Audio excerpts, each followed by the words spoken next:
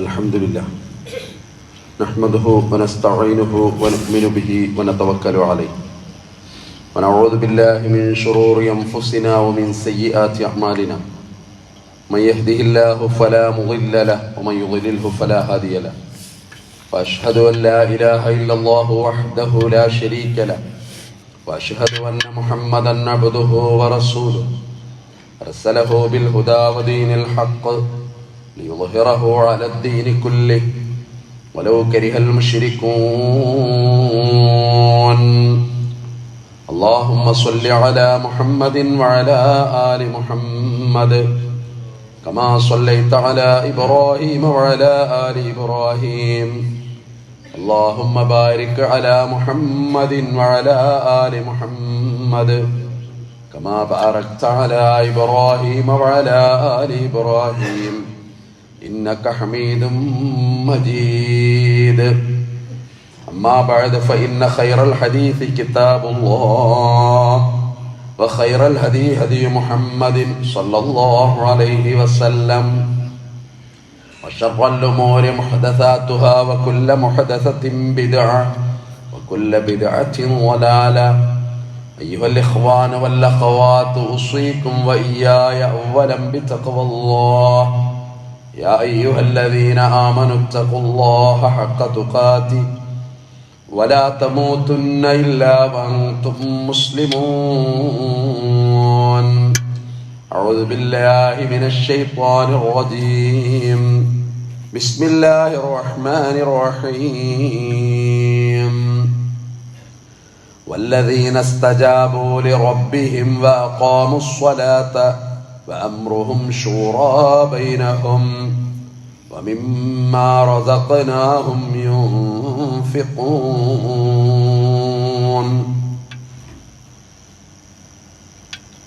ബഹുമാനികളായ സത്യവിശ്വാസികളെ വിശ്വാസികളെ, കാരുണ്യവാനായ പടച്ചറബിൻ്റെ വിധിവിലക്കുകൾ ജീവിതത്തിൽ എപ്പോഴും പാലിക്കുവാൻ എന്നോടെന്ന പോലെ ഓരോരുത്തരെയും സ്നേഹപൂർവം ഉപദേശിക്കുന്നു, വസിയത്ത് ചെയ്യുന്നു. കാരുണ്യവാനായ പടച്ചറബ് ഇരു ലോക വിജയികളുടെ കൂട്ടത്തിൽ ഉൾപ്പെടുത്തി നമ്മളെല്ലാവരെയും അനുഗ്രഹിക്കുമാറാകട്ടെ. മാരകമായ രോഗങ്ങളിൽ നിന്ന് റബ്ബ് നമ്മളെ കാത്തു രക്ഷിക്കുമാറാകട്ടെ. അല്ലാഹു സുബ്ഹാനഹു വ തആല ഏറ്റവും ആദരിച്ച വിഭാഗമാണ് മനുഷ്യന്മാരായ നമ്മൾ. ലഖദ് കറംന ബനി ആദം, ആദം മക്കളെ നാം ആദരിച്ചു എന്ന് ഖുർആൻ പറഞ്ഞിട്ടുണ്ട്. ആ ആദരവിൻ്റെ ഭാഗമായിട്ടാണ് എണ്ണിത്തീർക്കാനാവാത്ത അനുഗ്രഹങ്ങൾക്ക് മുന്നിൽ നമ്മളെത്തുന്നത്. ഓരോ രാവും അള്ളാഹു തരുന്ന അനുഗ്രഹമാണ്. ഓരോ നിമിഷവും അവൻ നമുക്ക് തരുന്ന ദാനമാണ്. കൂടെ ഉണ്ടായിരുന്നവർ ചിലപ്പോൾ വളരെ പെട്ടെന്ന് കടന്നുപോയിരിക്കണം. അതൊന്നും നമ്മുടെ ഒരു കണക്കിലായിരുന്നില്ല. തീർച്ചയായും വിശ്വാസി എന്ന നിലയിൽ റബ്ബിനെക്കുറിച്ച് കൂടുതൽ ചിന്തിക്കുവാനും കൂടുതൽ അവനോട് വിനയമുള്ളവരായി ജീവിതം ക്രമപ്പെടുത്തുവാനും നാം ബദ്ധശ്രദ്ധരാവുക. അല്ലാഹു ഒരു സമൂഹത്തിൽ ജീവിക്കേണ്ടവനായിട്ടാണ് മനുഷ്യനെ പടച്ചിട്ടുള്ളത്. ഒറ്റപ്പെട്ട ഒരു ജീവിതം എന്ന് പറയുന്നത് ഇസ്ലാം ഒരിക്കലും പ്രോത്സാഹിപ്പിച്ചതും ഇല്ല. ജനങ്ങൾക്കിടയിലാണ് പ്രവാചകന്മാർ ജീവിച്ചു കാണിച്ചു തന്നത്.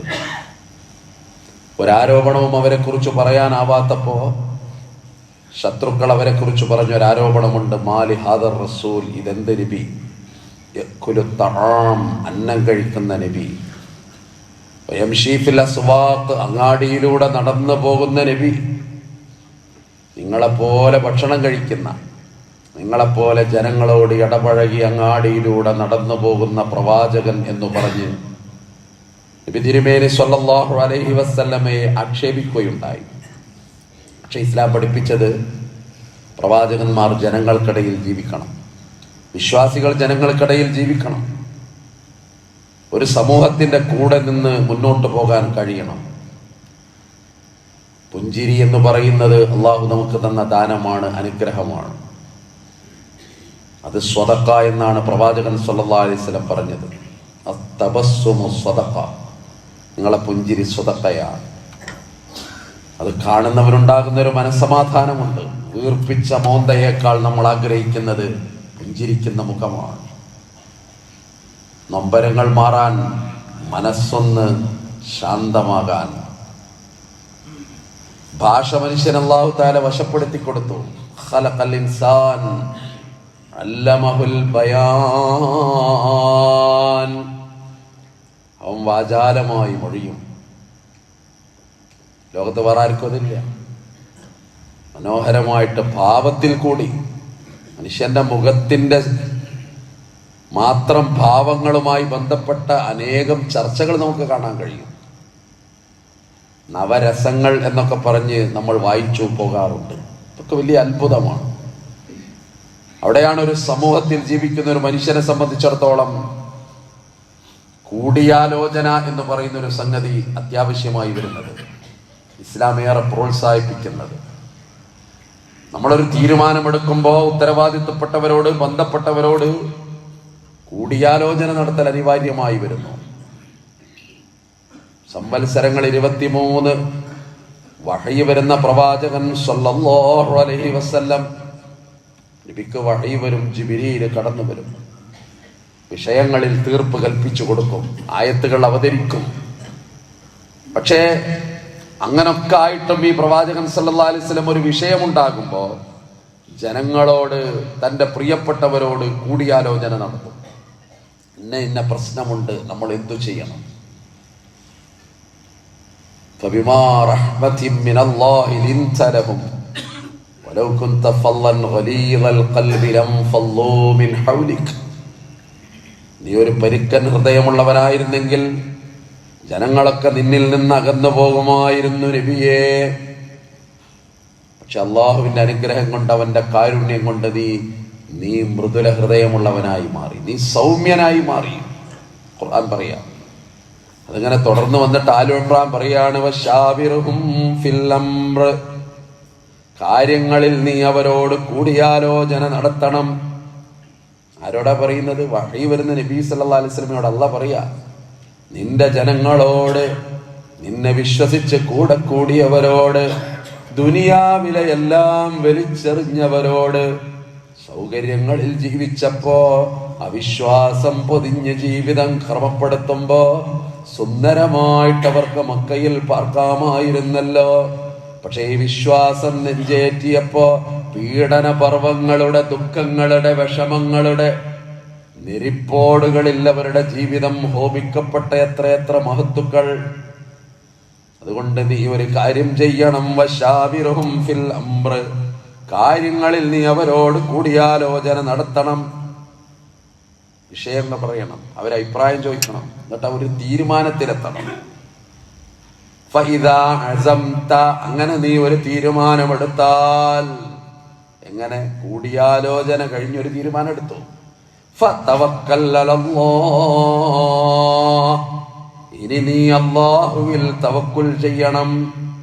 ഇനി അത് നടപ്പാക്കേണ്ടത്, അതിന് സഹായം ഒരുക്കേണ്ടത്, അതിന് അവസരങ്ങൾ സംജാതമാക്കേണ്ടത് അത് ഏകൈലാഹായ റബ്ബാണ്, പടച്ച റബ്ബാണ്. ഫതവക്കൽ അലല്ലാഹ്, നീ അല്ലാഹുവോട് തവക്കുൽ ചെയ്യണേ. ഇന്നല്ലാഹ യുഹിബ്ബുൽ മുതവക്കിലീൻ, അങ്ങനെ തവക്കുൽ ചെയ്യുന്നവർക്കോട് അല്ലാഹുവിന് പെരുത്ത് ഇഷ്ടമാണ്. ആലു ഇമ്രാൻ അധ്യായത്തിലെ സൂറ, അതിൽ വരുന്നൊരു പ്രധാനപ്പെട്ട ആയത്താണ്. പുണ്യപ്രവാചകൻ സല്ലല്ലാഹു അലൈഹി വസല്ലമയോട് അള്ളാന്റെ ഉപദേശമാണ്. ഖുർആൻ ഒരു അധ്യായത്തിന്റെ നാമം തന്നെ ഷൂറ എന്നാണ്. അതിന്റെ അർത്ഥം കൂടിയാലോചന എന്നാണ്. നമുക്ക് പരിചയമുള്ള വാക്കാണ്. അറബ് ഭാഷയിലെ മനോഹരമായൊരു പദമാണ് കൂടിയാലോചന. മുഷാവറ എന്നൊക്കെ പറഞ്ഞാൽ അതാണ്, പരസ്പരം കൂടിയാലോചിക്കുക എന്നാണ്. വ്യത്യസ്ത കാഴ്ചപ്പാടുകൾ, വ്യത്യസ്ത വീക്ഷണങ്ങൾ, വ്യത്യസ്ത ഐഡിയകൾ. ഒരു തീരുമാനം ഇങ്ങനെ എടുത്തു കഴിഞ്ഞാൽ അതിന്റെ ന്യൂനതകൾ ഇന്നത്, അതിന്റെ പോസിറ്റീവ് ഇന്നത്, അതിന്റെ നെഗറ്റീവ് ഇന്നത്. ജീവിതത്തിന്റെ ഓരോ ഘട്ടങ്ങളിൽ നമുക്കതുണ്ട്.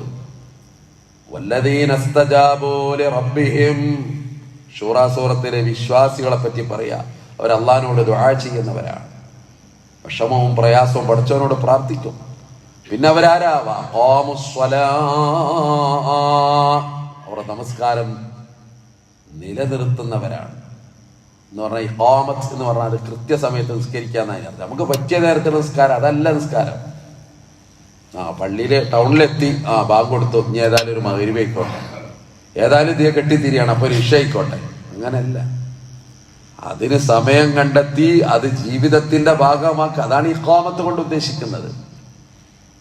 നിസ്കാരം നിലനിർത്തുക, സമയബന്ധിതമായി നിലനിർത്തുക. പിന്നെ അവരുടെ കാര്യങ്ങൾ അവർക്കിടയിൽ കൂടിയാലോചന നടത്തുന്നവരുമാണ്.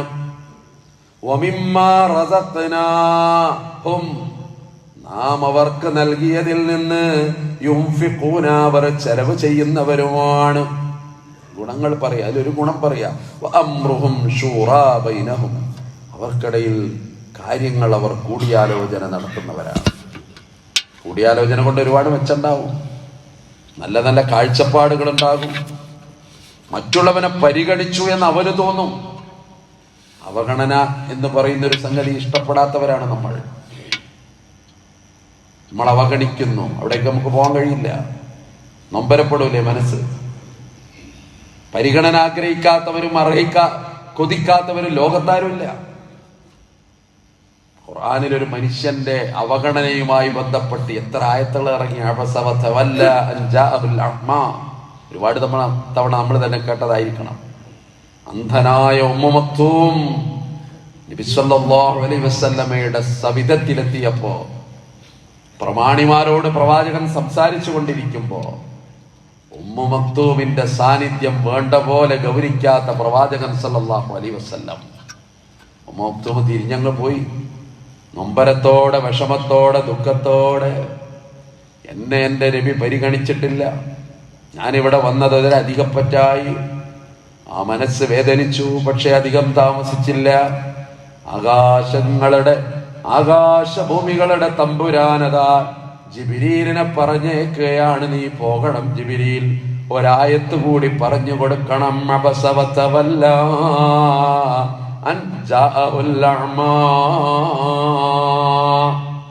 അന്ധൻ വന്നപ്പോൾ നീ നെറ്റി ചുളിച്ചു എന്ന് പറഞ്ഞ ആയത്ത് വരിക. 10-13 ആയത്തുകൾ ആ വിഷയത്തിൽ ഇങ്ങനെ വരുന്നു. പറഞ്ഞു വന്നത് പരിഗണന പ്രധാനമാണ്. അപ്പൊ ഈ കൂടിയാലോചനകളിലൂടെ പരിഗണന, പിന്നെ ഒരു വിനയം വരും മനുഷ്യന്. നമ്മളെ തകർക്കുന്നത് എന്താ? അഹങ്കാരമാണ്, അഹംഭാവമാണ്, ഈഗോകളാണ്. അതൊരു മനുഷ്യനെ തകർത്ത് കളയും. ദുനിയാവ് ആഖിറം ഇല്ലാതേക്കും ചിലപ്പോ. കിബിർ അത് വല്ലാത്തൊരു മാരക രോഗമാണ്. മനുഷ്യന് മോഹങ്ങളുണ്ടാകാം. സഹാബിമാരും അത് ചോദിച്ചല്ലോ, നബിയെ ഞങ്ങൾക്ക് നല്ല വസ്ത്രം ധരിക്കാൻ മോഹമുണ്ട്. ആ കാലം ഓർക്കണം, വസ്ത്രമില്ലാത്ത കാലം, ദാരിദ്ര്യത്തിന്റെ പട്ടിണിയുടെ വറുതിയുടെ കാലം. അവര് വന്ന് പറയാ, ഞങ്ങൾക്ക് നല്ല വസ്ത്രം ധരിക്കാൻ മോഹമുണ്ട്, അത് ഇഷ്ടമാണ്. നല്ല ചെരുപ്പ് ധരിക്കാനും ഞങ്ങൾക്ക് ഇഷ്ടമാണ് നബിയെ. അത് കിബറിന്റെ പരിധിയിൽ വരുമോ? അത് അഹങ്കാരമാകുമോ നബിയെ? ആ ചോദ്യം. നല്ലൊരു കുപ്പായം, നല്ലൊരു ചെരുപ്പ്, ഒരു പൂതിയാണ് അന്നത്തെ കാലത്ത്. അന്ന് എല്ലാവർക്കും ചെരുപ്പില്ലാത്ത കാലമാണ്. അതുകൂടി ചരിത്രം പഠിക്കുമ്പോൾ എല്ലാവർക്കും ചെരുപ്പില്ലാത്ത കാലം. ഉള്ള ചെരുപ്പ് പരസ്പരം കടം കൊടുക്കുന്ന കാലം. ഞാനൊരു യാത്ര പോവുകയാണ്, നിന്റെ ഷൂ തരുമോ, നിന്റെ ഹുഫ തരുമോ, നിന്റെ ചെരുപ്പ് എനിക്ക് തരുമോ? അങ്ങനെ പരസ്പരം സഹായിച്ചിരുന്ന ഒരു കാലം. ആ കാലത്താണ് ഈ ചോദ്യം. നല്ല ചെരുപ്പിടാൻ മോഹമുണ്ട്, നല്ല വസ്ത്രം ധരിക്കാൻ മോഹമുണ്ട്, അത് കിബിറിന്റെ ഇനത്തിൽ പെടുമോ നബിയെ? റസൂൽ സല്ലല്ലാഹു അലൈഹി വസല്ലം പറഞ്ഞു, അത് കിബിറാവൂല. കിബിർ എന്താ? അൽ കിബ്റു ബത്റുൽ ഹഖി വ ഗംതുൻ നാസ്. അഹങ്കാരം എന്ന് പറഞ്ഞാൽ അത് സത്യത്തെ നിഷേധിക്കലും ജനങ്ങളെ നിസ്സാരമായി കാണലുമാണ്. അത് അഹങ്കാരം. ഓലൊക്കെ എത്രയെന്ന് നമുക്കറിയില്ലേ? അങ്ങനെ ഒരു തോന്നൽ ഇങ്ങനെ വന്നാൽ അത് അഹങ്കാരത്തിന്റെ ഭാഗമായി മാറുകയാണ്. ഞാനൊരുപാട് മേലെയാണ്. അതാണ് കിബർ. കബീർ എന്ന പദത്തുനിന്ന് വരിക കിബർ. മുത്തക്കബീർ അള്ളാഹുവിന്റെ വിശേഷണമാണ്. പഠിച്ചവന് മാത്രം അർഹതപ്പെട്ടൊരു സംഗതി കൂടിയാണത്. അവന്റെ ദാത്തിനും സിഫാത്തിനും മാത്രം പ്രകടമാകേണ്ട ഒരു സംഗതിയാണ്. മനുഷ്യൻ എത്ര ദുർബലനാണ്. ഖുലിഖൽ ഇൻസാനു ദഈഫ. പറഞ്ഞു വന്നത്, അവിടെ വിനയമുണ്ടാകും മനുഷ്യന്. അതുകൊണ്ട് അഹങ്കാരം കുറയും. ഒറ്റക്കെടുക്കുന്ന തീരുമാനങ്ങൾ പലപ്പോഴും അബദ്ധങ്ങൾ ഉണ്ടാകും. ചിലപ്പോ വേറൊരാൾ പറഞ്ഞു തരുമ്പോഴേ അത് ഇന്ന പോലെ തോന്നും. സമൂഹത്തിൽ ഒരുമുണ്ടാകും, ഐക്യമുണ്ടാകും. ആരോടൊക്കെ കൂടിയാലോചിക്കണം? ഭാര്യയോട് കൂടിയാലോചിക്കണം. ഒരു തീരുമാനം എടുക്കുമ്പോൾ ഭാര്യയുടെ തീരുമാനം ഭർത്താവിനോട് കൂടിയാലോചിക്കണം, മക്കളോട് കൂടിയാലോചിക്കണം, മാതാപിതാക്കളോട് കൂടിയാലോചിക്കണം. അങ്ങനെ ആകുമ്പോ എത്ര ആരോഗ്യകരവും ഊഷ്മളവുമായ ബന്ധവും സ്നേഹവും അവിടെ കളിയാടും. ആ പിതാവിന് കുഞ്ഞുങ്ങളുണ്ടായിരുന്നില്ല. ആ മനുഷ്യന് ദാമ്പത്യം അങ്ങനെ കടന്നു പോകുന്നു. പടച്ചറബിനോട് ദുആ ചെയ്ത് ഒരുപാട്. അവസാനം ഒരു കുഞ്ഞിനെ കൊണ്ട് സന്തോഷ വാർത്ത അറിയിച്ചു. ആ കുട്ടിയെയും മാതാവിനെയും മണൽക്കാട്ടിൽ ഉപേക്ഷിച്ചു പോകാൻ അല്ലാഹുവിന്റെ കൽപ്പന വന്നു. കൊല്ലങ്ങൾ, സംവത്സരങ്ങൾ 13 കടന്നുപോയി. തിരിച്ചു പോകണം നീ മക്കയിലേക്കെന്ന പിതാവിനോട് അല്ലാഹുവിന്റെ ആജ്ഞ വന്നു. വിരഹങ്ങളുടെ ഓർമ്മകൾ മനുഷ്യനെത്രമേൽ ദുഃഖമാണ്. ചില യാത്രകൾ മനുഷ്യന്റെ ഉള്ളിൽ പൊടിയുന്ന കണ്ണുനീരുകൾ എത്ര കൂടുതലാണ്. അങ്ങനെ ഈ മനുഷ്യൻ തിരിച്ചു ചെല്ലുന്നുണ്ട് മക്കയിലേക്ക്, വിശുദ്ധമായ മക്കയിലേക്ക്. ഇത് ഖലീലുല്ലാഹി ഇബ്രാഹിം നബിയുടെ കഥയാണ്. പക്ഷെ അവിടെ ചെന്നപ്പോഴും അല്ലാഹുവിന്റെ പരീക്ഷണം തുടരുന്നുണ്ട്. നീ മകനെ അറുക്കണം എന്ന ഒരു കൽപ്പന വരുന്നുണ്ട്. ഇബ്രാഹിം ചെയ്തതെന്താണ്? അതാണ് പാഠം. നേരെ പോയി അർത്താ പോരെ. കാരണം അത് വഹ്യാണ്, അള്ളാന്റെ ആജ്ഞയാണ്. ഒരു പ്രവാചകൻ എന്ന നിലയിൽ അത് നടപ്പാക്കാൻ ഇബ്രാഹിം ബാധ്യസ്ഥനുമാണ്. പക്ഷേ ആ മോനെ വിളിച്ചു കൊണ്ടുപോയിട്ട് ചോദിക്കുന്നുണ്ട്, യാ ബുനയ്യ ഇന്നി അറാ ഫിൽ മനാം അന്നീ അദ്ബഹുക ഫൻദുർ മാദാ തറാ. പൊന്നുമോനെ ഇബ്രാഹിമേ, പൊന്നുമോനെ ഇസ്മായിലേ, നിന്നെ അറുക്കാനല്ല എനിക്ക് കിനാവ് കാണിച്ചു തരുന്നുണ്ട്. അതുകൊണ്ട് നിന്റെ അഭിപ്രായം എന്താണ്? നീ പറയണം. ഫൻദുർ മാദാ തറാ. അതാണ് അടിവരണ്ട പദം. ജീവിതത്തിൽ അത് ആവശ്യമാണ്. ചില വാപ്പാരിന്റെ തീരുമാനങ്ങളെടുത്ത് മക്കളോടൊന്നും പറയൂല. അത് ഇസ്ലാമിന്റെ സംസ്കാരമല്ല. നമ്മൾ പറയും അത് ഹലാലാണോ അല്ലേ? ഹലാലൊക്കെ തന്നെയാണ്. പക്ഷെ അതൊരു കുടുംബ വ്യവസ്ഥിതിക്കും ഒരു ആരോഗ്യകരമായ ബന്ധത്തിനും അത് അത്ര നല്ലതല്ല. പറയണം, തീരുമാനങ്ങൾ പറയണം. അങ്ങനെ ഒന്നിച്ചൊരു കുടുംബത്തിന്റെ തീരുമാനം, കൂടിയാലോചന, എല്ലാവരും ഉൾക്കൊള്ളുന്നു. എല്ലാവർക്കും ഒരു ബോധം ഉണ്ടാകുക. വീട്ടിൽ പ്രായമുള്ളവരൊക്കെ അവഗണിക്കുന്ന ഒരു കാലം, അല്ലാഹുവിന്റെ ശാപം മറങ്ങുമോ എന്ന് ഭയപ്പെടേണ്ട കാലം. കാരണം ഇവരോടൊന്നും പറയില്ല. വാപ്പാക്കൊന്നും അറിയില്ല. വാപ്പാക്ക് ഇപ്പോൾ ഓൾഡായി, പഴയ ആളാണ്, മൂപ്പർക്കൊന്നും അറിയില്ല. അപ്പൊ അവിടെ ഇങ്ങനെ ഉണ്ടാക്കുക. ഒരു വാക്ക് കേൾക്കാൻ കൊതിക്കുന്നുണ്ടാ മനുഷ്യൻ. പറയാൻ ഒരുപാട് ആശയങ്ങളുണ്ടാ മനുഷ്യന്. പക്ഷെ കേട്ടിരുന്നു കൊടുക്കാൻ ഒരാളില്ലല്ലോ. പിന്നെയോ ഒരാള് രോഗി എന്നുള്ള നിലക്ക് വാപ്പാനെ കാണാൻ വന്ന മക്കൾ തന്നെ പറയും, നിങ്ങൾ വരരുതിട്ടോ ഇങ്ങോട്ട്, ഇടക്കിടക്ക് നിങ്ങളൊരു വരവ് കൂടിക്കണം. അള്ളാഹു തആല കാത്തുരക്ഷിക്കുമാറാകട്ടെ. ആരും അറിയാതെ അങ്ങനെ പോണ എത്ര ബന്ധങ്ങൾ, എത്ര കണ്ണുനീരുകൾ.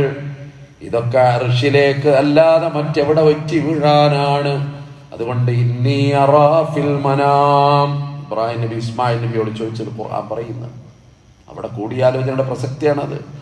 അലി ഇബ്നു അബീ ത്വാലിബ് റളിയല്ലാഹു അൻഹു പറയുന്നുണ്ട്, അൽ മുശാവറത്തു ഹിസ്നും മിനൻ നദാമ.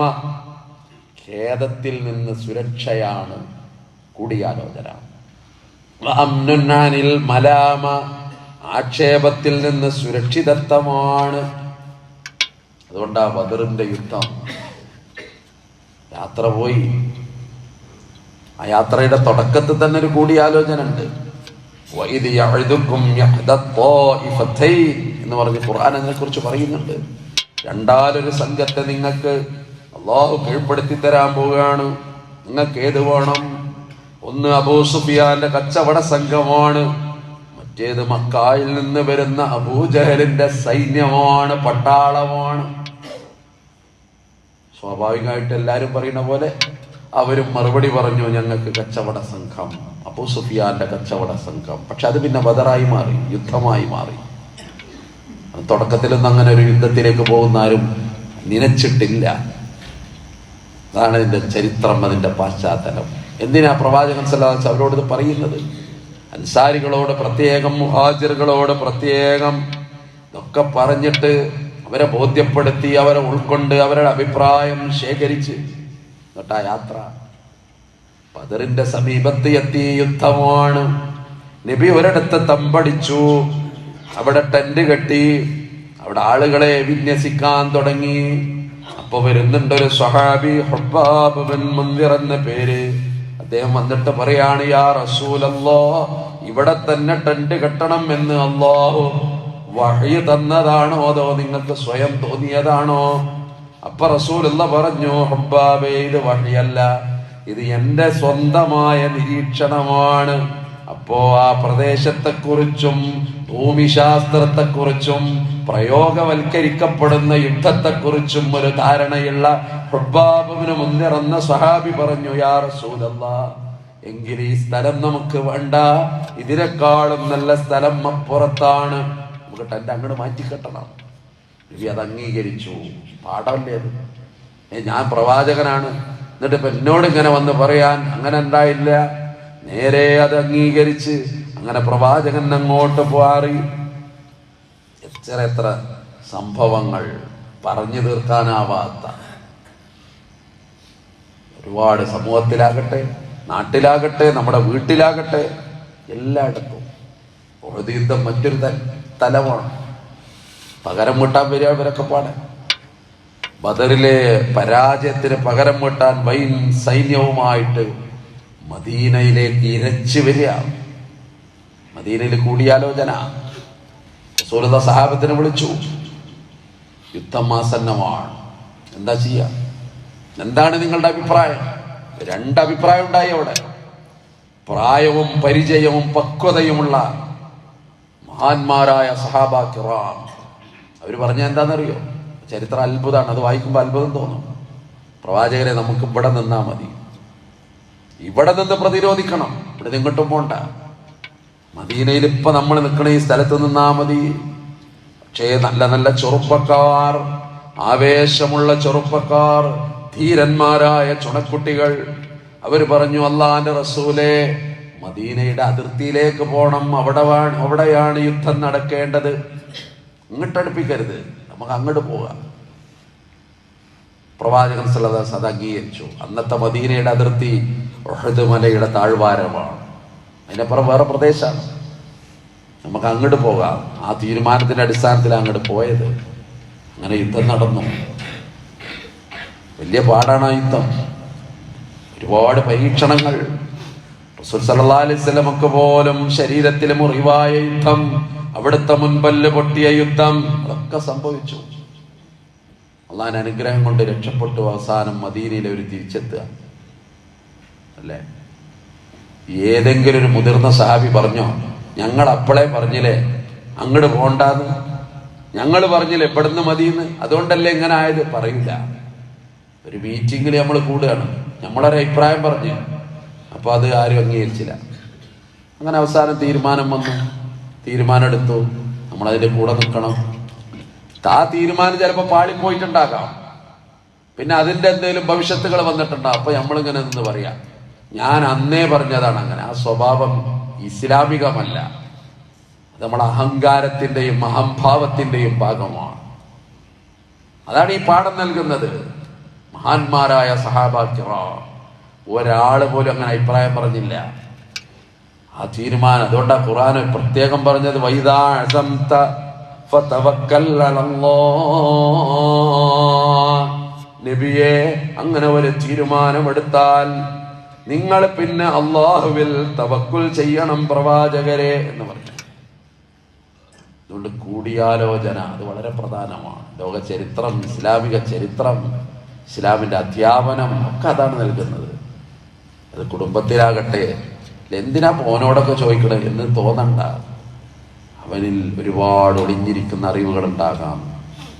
അതുകൊണ്ടല്ലേ 6 കടമകൾ പറഞ്ഞപ്പോ അതിൽ ഒരു കടമ പറഞ്ഞത് മറ്റുള്ളവനോട് ഉപദേശം ആവശ്യപ്പെട്ടാൽ, അല്ലെങ്കിൽ മറ്റുള്ളവൻ നിന്നോടൊരു ഉപദേശം ചോദിച്ചാൽ നീ അവന് നല്ല ഉപദേശം പറഞ്ഞു കൊടുക്കുക.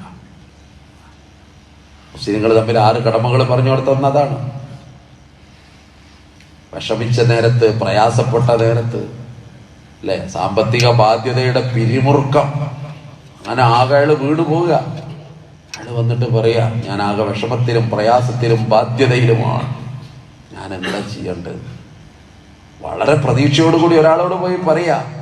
ആ നേരത്തെ എന്ത് പറഞ്ഞാലും അയാൾ തകരും, അല്ലെങ്കിൽ ആ ചൂഷണത്തിന്റെ ഒരു നേരാണത്. അപ്പൊ നമ്മള് പറയാം, എൻ്റെ ആ സ്ഥലം എനിക്കിട് വിറ്റള, കടക്ക ഞാൻ വീട്ടിക്കോളാം. എന്തൊരു ക്രൂര മനസ്സാണത്. എത്ര മനുഷ്യന്മാരങ്ങനെ ആ നേരത്തെ അയാളെ ചെയ്യും. പിന്നെ മക്കളെ കൊണ്ട് എങ്ങോട്ട് പോകും, കുടുംബം എങ്ങനെ ജീവിക്കും, അതൊന്നും ആ നേരത്തെ ആലോചിച്ചോളണമെന്നില്ല. അതുകൊണ്ടാണ് നിന്റെ സഹോദരൻ നിന്നോട് നല്ല ഉപദേശം ആവശ്യപ്പെട്ടാൽ അവന് ഏറ്റവും നല്ല ഉപദേശം നീ നൽകുക. അതൊക്കെ ഈ ഷൂറയുടെ ഭാഗമാണ്, മുഷാവറയുടെ ഭാഗമാണ്.